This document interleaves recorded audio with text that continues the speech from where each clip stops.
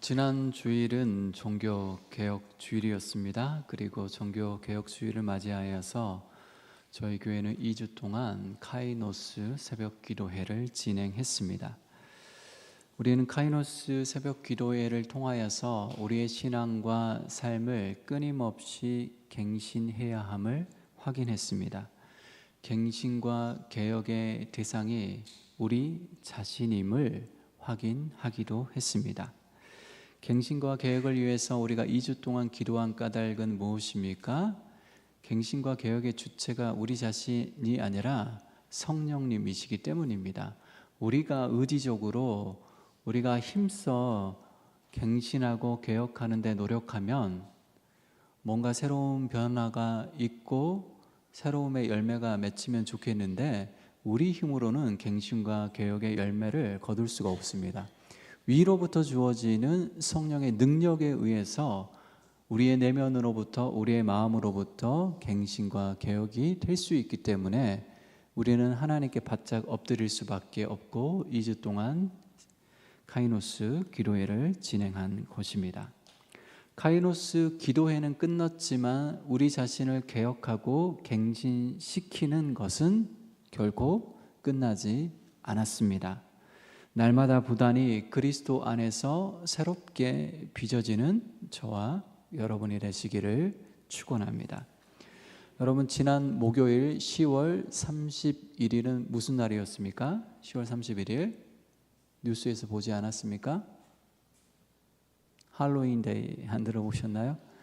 세상 사람들은 10월 31일을 할로윈 축제로 할로윈 파티로 즐깁니다. 그런데 여러분, 그리스도인들에게 10월 31일은 어떤 의미가 있을까요? 어떤 중요한 날이죠? 10월 30일, 10월 마지막 날은 종교개혁일입니다. 기독교 역사는 종교개혁이 1517년 10월 31일로 잡고 있습니다. 왜냐하면 그날 34살 젊은 루터 교수는 비텐베르크 성당에 면죄부의 부당성을 언급하며 95개조 반박문을 그 성당 문에 게시했기 때문입니다. 중세교회에서 면죄부는 일종의 참회 제도로 행해졌습니다. 면죄부는 금전이나 재물을 바친 사람에게 그 죄를 면한다는 뜻으로 발행되는 문서였습니다. 교황이 그리고 그 면죄부의 판매 권한을 갖고 있었죠. 당시 면죄부 판매를 장려했던 아주 유명한 신부님이 한 분 계시는데요. 테첼 신부라는 분이 있는데요. 자, 그의 말을 한번 들어보십시오. 당신이 드린 헌금의 동전이 면죄부 헌금통 속으로 짤랑 소리를 내며 떨어질 때 여러분의 부모님의 영혼은 연옥에서 하늘 위로 올라갑니다. 그러니까 면죄부를 사면 심지어 돌아가신 부모님이 연옥에 계시다 할지라도 천궁으로 상승할 수 있다라고 그런 방식으로 선전하며 면죄부 판매에 열을 올린 것입니다. 그런데 사실 면죄부 판매는 성 베드로 성당 건축 비용을 충당하기 위함이었습니다. 물론 그 이면에는 교회와 교황의 탐욕이 자리하고 있습니다. 자, 그런데 여러분, 테첼 신부의 말처럼 면죄부가 그 종이 증서가 과연 인간의 죄를 사할 수 있을까요? 그것도 살아있는 사람의 죄가 아니라 죽은 사람의 죄까지도 사해 줄 수 있을까요? 만일 그렇다면 인간이 자신의 힘으로 죄의 문제를 해결할 수 있다면 예수님께서 이 땅에 오실 필요도 없었겠죠. 돈이 인간의 죄를 사할 수 있는 능력이 있다면 예수님께서 굳이 십자가에서 죽으실 필요도 없지 않겠습니까? 그래서 루터는 95개조 반박문을 통하여서 이 면죄부의 반복음적 반성경적 행태를 고발했습니다. 그 중에서 몇 가지만 간추려 보며 다음과 같습니다. 화면을 한번 띄워주시죠. 자, 6조입니다. 교황은 죄를 용서할 수 없다. 하나님에 의해 죄가 용서받는 것을 그는 확언할 수 있을 뿐이다. 5조, 용서는 연옥을 포함하지 않는다. 20조에서 29조, 그러므로 교황은 연옥의 형벌로부터 어느 누구도 해방시킬 수 없다. 50조, 교황은 성베드로 성당을 세우기보다는 차라리 그것을 불태워 죄로 만드는 것이 좋을 것이다. 86조, 어찌하여 교황은 부유한 크라수스보다 훨씬 부유하면서 성베드로 성당을 자신의 돈으로 지으려고 하지 않는가? 이렇듯 여러분, 면죄부 판매 부당성에 대해서 이것이 얼마나 반복음적이고 반성경적인 것을 논증하며 반박하며 이 95개조 반박문을 비텐베르크 성당문에 게시했던 것입니다. 이 반박문을 처음에는 교황 쪽에서 그렇게 심각하게 받아들이지 않았습니다. 그런데 인쇄술의 발달로 전국 곳곳으로 퍼진 루터의 반박문 글은 많은 반향을 불러일으켰고 종교개혁의 시발점이 되었습니다. 그래서 이 반박문을 게시한 날 1517년 10월 31일이 바로 종교개혁일이 되었습니다. 여러분, 종교개혁의 핵심 가치는 무엇입니까? 제가 지난번에도 말씀드렸듯이 교회는 항상 개혁되어야 한다.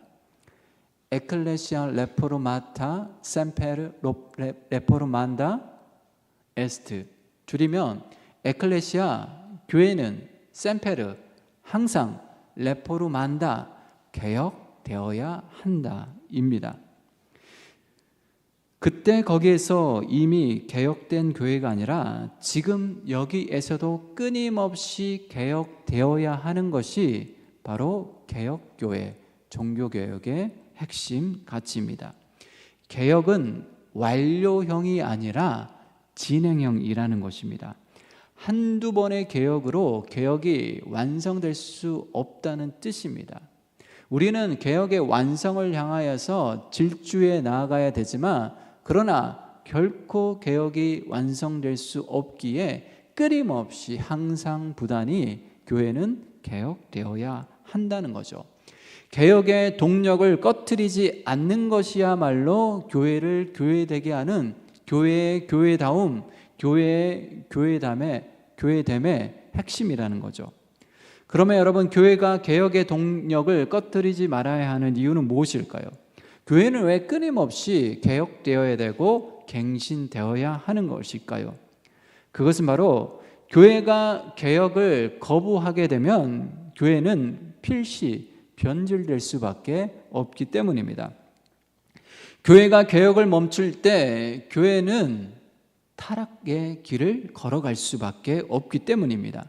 뒤집어 보면 교회는 끊임없이 쇄신되고 갱신되어야만 교회가 교회로서의 정체성을 유지하게 되고 그 정체성을 유지해야만 교회로서의 기능, 교회로서의 사명을 온전히 감당할 수 있기 때문이죠. 여러분, 고여있는 물은 썩기 마련입니다. 고여있는 교회, 곧 갱신과 개혁을 거부한 교회는 썩을 수밖에 없습니다. 자전거가 계속해서 구르지 않으면 넘어지는 것처럼 교회 역시 개혁을 향하여서 나아가지 않으면 넘어질 수밖에 없습니다. 이것이 이 땅에 터를 잡고 있는 교회의 운명입니다. 교회는 주님의 몸된 교회로서 참으로 영광스러운 교회이지요. 그러나 동시에 끊임없이 갱신되고 개혁되어야 되는 대상임을 잊지 말아야 합니다. 교회의 몸된 지체인 우리도 마찬가지입니다. 교회가 갱신되기 위해서는 무엇부터 갱신되어야 되겠습니까? 교회의 지체를 이루고 있는 우리부터 갱신되어야 되는 거죠. 우리의 삶도 우리의 신앙도 끊임없이 갱신되고 개혁되어야 되는 대상임을 잊지 말아야 되는 거죠. 한국교회가 개혁되어야 된다. 그리고 한국교회 성도들이 개혁되어야 된다. 이런 추상적인 두루뭉술한 진술로 교회 개혁을 외쳐야 되는 것이 아니라 우리 자신이 개혁되기 위해서 우리는 부단히 노력해야 되고 힘써야 되고 뼈를 깎는 아픔이 있다 할지라도 온 힘과 온 열정을 기울여야 하는 거죠. 여러분, 이 사실을 바로 잘 알고 있었던 사람이 바로 오늘 본문에 등장하고 있는 사도 바울입니다. 사도 바울이 2차 전도 여행을 떠나게 되는데요, 2차 전도 여행을 떠나게 되는 계기가 교회는 항상 개혁되어야 한다라는 사실에 기인하고 있습니다. 자, 오늘 본문 말씀 한번 살펴보도록 하겠습니다. 36절 펴보십시오. 사도행전 15장 36절입니다. 우리 36절 말씀 함께 소리내어 읽겠습니다. 며칠 후에 바울이 바나바더러 말하되 우리가 주의 말씀을 전한 각성으로 다시 가서 형제들이 어떠한가 방문하자 하고. 아멘. 자, 바울이 바나바에게 제안합니다. 우리가 전도 여행을 통하여서 여러 교회를 세웠는데, 가정교회겠죠? 그 가정교회와 거기에서 신앙생활을 하고 있는 성도들이 잘 지내고 있는지, 건강한 신앙생활을 하고 있는지, 어떠한지 다시 한번 점검하자, 체크해보자 라고 제안하며 전도 여행을 떠날 것을 말합니다. 36절에 보면 며칠 후에 라는 단어로 시작되는데요, 이 며칠 후에 라는 표현을 이해하기 위해서는 35절을 읽어볼 필요가 있습니다. 35절 계속해서 보십시오. 35절 함께 읽겠습니다. 바울과 바나바는 안디옥에 유하며 수단 다른 사람들과 함께 주의 말씀을 가르치며 전파하니라. 아멘. 바울과 바나바는 주의 말씀으로 안디옥 교회를 견고히 세우는 일에 전념하고 있었습니다. 우리가 앞에서 살펴보았듯이 사도 바울은 1차 전도 여행을 성공리에 완수했습니다. 대략 2년 정도 소요된 시간이었는데요, 수많은 이방인 출신 그리스도인들이 주께로 돌아오는 놀라운 복음의 결실을 거두게 되었습니다. 온갖 박해와 핍박에도 바울과 바나바의 선교 열정, 선교 의지를 꺾을 수가 없었습니다. 뿐만 아니라 바울과 바나바는 이방 선교를 위해서 반드시 해결해야 되는 할례 문제, 이 할례 문제를 기독교 최초의 회의였던 예루살렘 공의회를 통하여서 깔끔하게 정리합니다. 깔끔하게 해결합니다. 할례는 더 이상 이방인 출신 그리스도인들의 구원의 조건이 될 수 없다라는 거죠. 이방인 출신 그리스도인들에게 할례를 강요해서는 안 된다. 모세의 율법을 강요해서도 안 된다. 예수 그리스도의 복음으로도 충분하다. 예수 그리스도의 복음으로도 하나님의 자녀, 하나님의 백성이 될 수 있다. 구원의 은총을 누릴 수 있다라는 결의를 하게 되지요. 그래서 할례 문제를 아주 깔끔하게 해결합니다. 이후 바울과 바나바는 안디옥 교회로 돌아와서 주의 말씀을 가르치고 전파하는 데 주력합니다. 안디옥 교회는 바울과 바나바를 통하여서 제2의 부흥기를 맞이했고 주의 말씀 위에 견고히 세워집니다.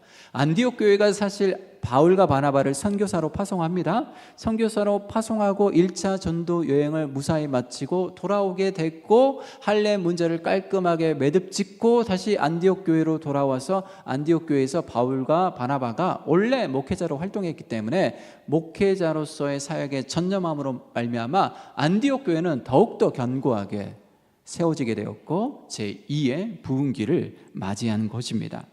따라서 여러분, 바울과 바나바는 그 어느 때보다도 활발한 사역을 펼칠 수 있었고 안정적인 삶을 누릴 수 있었던 거죠. 자, 그럼에도 불구하고 오늘 본문에서 바울이 바나바에게 뭐라고 제안을 하고 있습니까? 여러분 다시 한번 들어보십시오. 36절입니다. 며칠 후에 바울이 바나바더러 말하되 우리가 주의 말씀을 전한 각성으로 다시 가서 형제들이 어떠한가 방문하자 하고. 아멘. 자, 안디옥 교회 목회자로서 사역을 시작한 지 얼마 지나지 않아 바울은 바나바에게 1차 전도 여행 지역을 재차 방문해 보자라고 제안합니다. 현재 여러분, 바울과 바나바의 사역은 어떻습니까? 안디옥에서의 바울과 바나바의 사역은 어떻습니까? 어떤 핍박도 없고 어떤 박해도 없고 어떤 해방꾼들도 없습니다. 그러니까 안전한 사역을 할 수 있었고 또한 안정된 삶을 누리고 있었는데 이 모든 것들을 내려놓고 2차 전도 여행길에 오를 것을 제안한 것입니다. 여러분, 1차 전도 여행을 우리가 쭉 앞에서 살펴보았는데 1차 전도 여행이 어떠했습니까? 바울과 바나바의 전도 여정은 끊임없이 박해와 핍박을 받아 박해와 핍박을 피해 이동해야 했던 거죠. 전도 여행이라고 하니까 우리가 뭐 성지 순례처럼 이런 식으로 생각을 하면 절대 안 됩니다. 여행이라고 하니까 편안하게 멋진 곳을 즐기기도 하고 편안하게 돌아다녔다라고 생각하면 결코 안 됩니다. 여러분, 바울과 바나바의 전도 여행은 박해와 핍박을 뚫고 하는 그런 험난한 여정이었습니다. 심지어 여러분, 바울은 루스드라 성에서 어떤 봉변을 당했습니까? 돌 세례를 맞아 거의 죽을 뻔했습니다. 이 보수적인 유대인들이 바울이 전도 여행을 하는 곳마다 찾아와서 어떻습니까? 방해를 하고 해방을 하고 심지어 루스드라에서는 돌로 쳐 죽이려고 하지 않았습니까? 거의 죽을 뻔했죠. 그리고 유대인들은 바울이 실제 죽은 줄 알고 루스드라 성 밖으로 바울의 시신을 내팽개쳐 버렸습니다. 그러나 거의 죽을 뻔했지만 기적적으로 바울이 살아나게 되는 거죠. 그럼에도 불구하고 지금 바울이 바로 그 박해의 현장, 핍박의 현장 속으로 우리 다시 한번 가보자, 다시 한번 방문해보자 라고 제안한 것입니다. 여러분, 그 이유가 무엇입니까? 왜 바울은 다시 가서 형제들이 어떠한가 방문하자라고 제안한 것일까요? 1차 전도 여행 때 개척한 교회들과 성도들이 어떠한지를 살펴보기 위함이었습니다. 복음 위에 견고히 세워져 있는지, 혹 복음에서 벗어나 있지는 않은지, 혹 잘못된 가르침에 휘둘리고 있지는 않은지, 혹 처음 사랑, 처음 열정을 그대로 유지하고 있지는 않은지, 한마음 한 공동체로서 계속해서 유지하고 있는지, 복음에 충실한 삶을 살고 있는지를 살펴보기 위해서 바로 재차 방문할 것을 제안한 것입니다. 그래서 그들을 다시 말씀으로 가르치며 양육하여 건강하고도 튼튼한 교회 공동체로 세우기 위함이었습니다. 이것이 바로 바울의 2차 전도 여행의 주 목적이었습니다. 바울은 이를 위해서 자신이 지금 누리고 있는 것들을 다 내려놓고 박해와 핍박의 현장 속으로 바로 자신의 생을 던진 것입니다. 여러분, 이것이 의미하는 바가 무엇일까요? 교회는 항상 개혁되어야 한다라는 사실을 바울이 누구보다도 잘 알고 있었던 거죠. 이 땅에 세워진 교회는 언제든지 변질될 수 있고 넘어질 수 있다는 것을 누구보다도 잘 알고 있었던 것입니다. 그래서 자신이 복음의 씨앗을 뿌려서 가정교회가 탄생하고 교회가 세워지고 이방인들이 주께로 돌아오는 복음의 열매를 맺었지만 그 순수함이, 그 열정이, 그 건강함이 계속해서 유지되면 좋겠는데, 여러분, 이 땅에 세워진 교회는 시간이 흐름에 따라 신앙의 본질이 퇴색될 수 있고 처음 사랑, 처음 열정도 사그라들기 마련이기 때문에 어떻게 해야 됩니까? 계속해서 살펴야 되는 거고 계속해서 점검해야 되는 거죠. 계속해서 격려해야 되고 위로해야 되고 말씀으로 양육해야 되고 가르쳐야 되는 거죠. 이걸 바울이 알고 있었기 때문에 다시 1차 전도 여행 지역을 방문한 것입니다. 진리의 말씀을 따라 끊임없이 갱신되지 않으면 교회가 교회될 수 없다는 것을 사도 바울은 누구보다도 잘 알고 있었던 것입니다. 하여 바울은 자신의 생을 던지며 2차 전도 여행길에 오르게 됩니다. 그렇게 보면 여러분, 개혁 개혁교회의 핵심같이 교회는 항상 개혁되어야 한다. 이 핵심 가치는 이미 바울에서부터 시작되었음을 확인할 수 있습니다. 자, 오늘 바울이 2000년 전 바울이 오늘 우리 교회를 새소망교회를 다시 방문한다라면 새소망교회가 30여 년의 역사 위에 지금까지 여기까지 달려왔는데 새소망교회 교인들이 성도들의 신앙이 어떠한지 교회가 복음 위에 진리의 말씀 위에 경건이 세워져 있는지 살펴보고자 오늘 이 시대에 바울이 우리 교회를 방문한다라면 어떤 말을 우리에게 해줄까요? 우리의 예배 드리는 모습을 보고 우리가 교회를 섬기는 모습을 보고 구역 모임을 하는 모습을 본다라면 우리에게 어떤 고면의 말씀을 해줄까요? 우리의 교회 생활과 신앙 생활을 보고 무슨 이야기를 해줄까요? 그리고 나에게는 어떤 말을 해줄까요? 여러 가지 나와 개인적인 이야기를 해보고 신앙의 이야기를 해보고 교회 생활 이야기를 해보고 그리고 나에게는 또 어떤 교훈의 말씀을 전해줄까요? 종교개혁은 과거의 사건이 아니라 오늘 우리가 새롭게 수행해야 되는 과제입니다. 오늘의 기독교가 한국교회가 개혁되어야 한다는 것은 누구나 인정하지 않을 수 없는 진실입니다. 이건 한국교회뿐만 아니라 미국교회도 마찬가지고 유럽교회도 마찬가지입니다. 그래서 우리는 심심치 않게 교회가 개혁되어야 된다. 심지어는 교회가 자정 능력을 잃었다. 이런 이야기도 심심치 않게 듣지 않습니까? 여기에 대해서 동의하지 않는 사람은 없을 거예요. 교회가 개혁되어야 된다. 우리의 신앙이 개혁되어야 된다. 여기에 대해서 대부분의 사람들은 인정합니다. 그러나 개혁되어야 되는 대상이 나 자신이고 우리 교회라는 사실은 흔쾌히 받아들이려 하지 않습니다. 그러니까 두루뭉술하게 한국교회가 개혁되어야 된다. 교회가 개혁되어야 된다. 이런 이야기는 힘주어 이야기하지만 정작 우리 자신에게 그걸 적용해서 나부터 개혁돼야 된다. 사실 내가 바뀌어야 된다. 사실 우리 교회부터 갱신돼야 된다. 이런 말들은 사실 적극적으로 수용하지는 않죠. 그러나 여러분 기억하십시오. 개혁은 언제나 나 자신부터 개혁되어야 합니다. 자꾸 시선을 외부로 돌리지 말고 나 자신부터 들여보아야 되는 거죠. 막연하게 교회가 어떻게 개혁되겠습니까? 교회의 구성원으로서 교회의 지체로부터 나부터 새로워져야지 나로부터 개혁의 물결이 공동체로 흘러가게 되고 그 물결이 공동체를 감싸 안을 때 압도할 때 여러분 교회가 개혁되는 거죠. 교회가 어떻게 하루아침에 갑자기 개혁되겠습니까? 우리는 자꾸 교회가 개혁돼야 된다는 구호를 외치면서 정작 나 자신이 개혁돼야 된다는 사실에 대해서는 망각해버리고 나를 새롭게 하는 데에는 소홀히 하는 그런 모습을 보일 때가 많이 있습니다.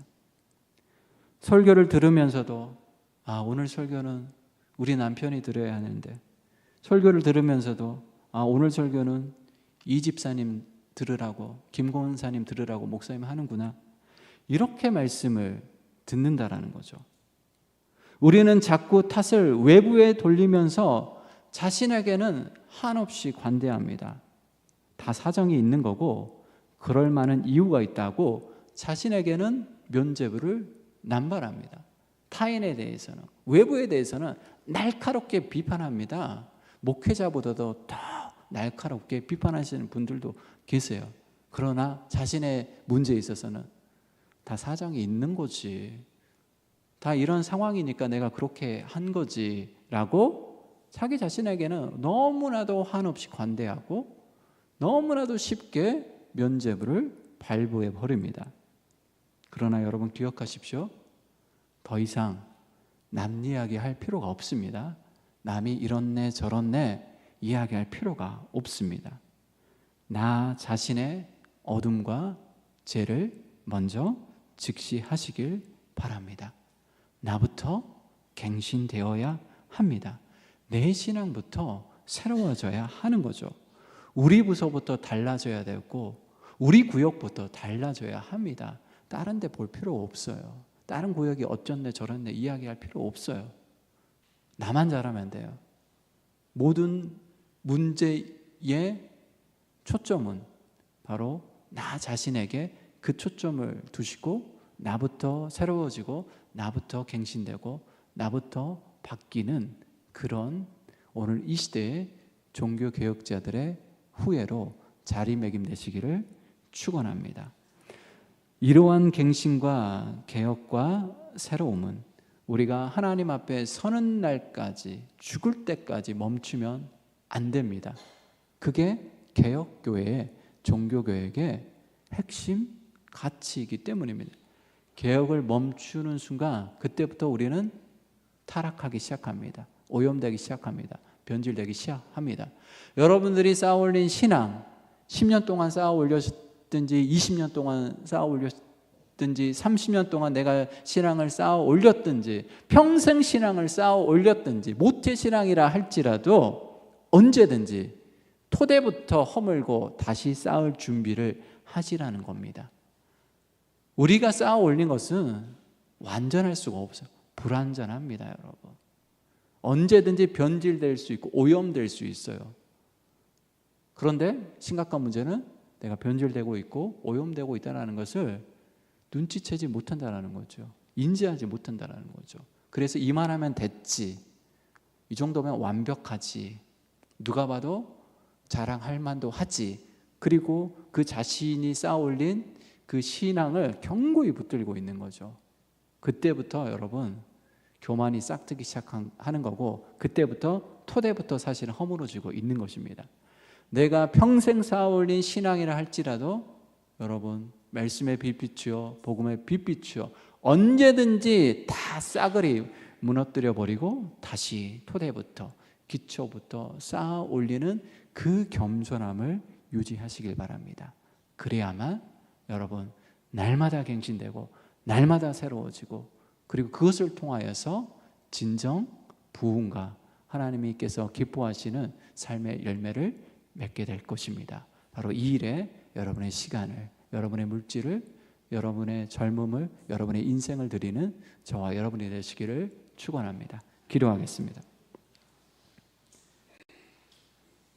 주님, 교회가 개혁되어야 한다라는 막연한 구호 속에 더 이상 숨지 않길 원합니다. 나 자신부터 개혁되고 갱신되어야 됨을 늘 깨닫게 도와주시고 그것을 위해서 기꺼이 뼈를 깎는 수고와 노력을 열정과 힘을 에너지를 쏟을 수 있도록 은혜 베풀어 주옵소서.